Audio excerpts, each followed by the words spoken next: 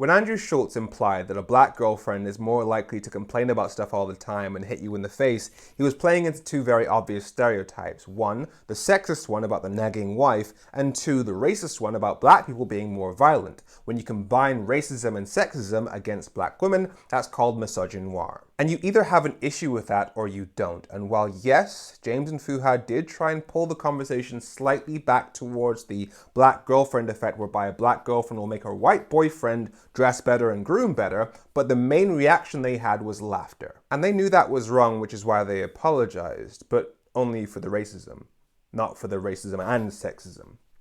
So they didn't actually mention black women at all, the main group that were being targeted by the jokes that they failed to stand up to. And if you're thinking, oh, but what could they have done differently? It's a podcast, it's a panel. They can't just ruin the vibe. Yes, they can. Shane Gillis did. He's a dark comic, and even he had a line. When Andrew Shulz on that same podcast was showing pictures of people with Down syndrome to make fun of how Shane Gillis looks, he had this to say. These guys are awesome. Yeah. They're having fun. Yeah. For you guys to sit here and be like, wait a minute. Let's bring it up and mock them. That's fucked up, dude. That's That's a dude. We're mocking By using them as an insult. Using? Yeah. We're using you. So you're insulting them by saying I look like them? Or you're insulting me by saying I look like them? This is you back in your victim thing.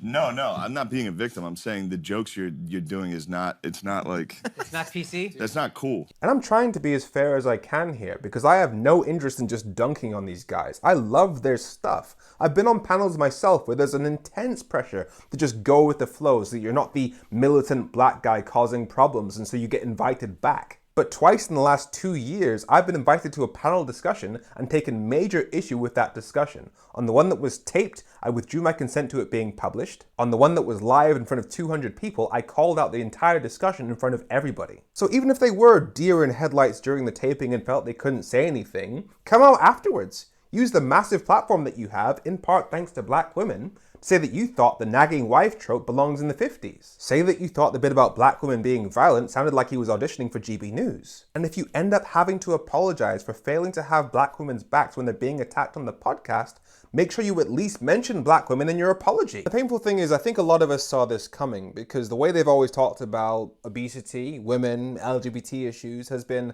well, I suppose they'd call it sus. And so a lot of us probably just thought, okay, these guys are hilarious, but they're also idiots, so it's probably only a matter of time until they end up in trouble, and here we are. Now, I genuinely hope these guys listen to what black women are saying, do some learning, and they don't go the route of Matt Rife, and next time we see them, they're hanging out with Jordan Peterson, because I love their stuff, and I genuinely hope they do better. But I'm not a black woman, so their apology isn't mine to accept.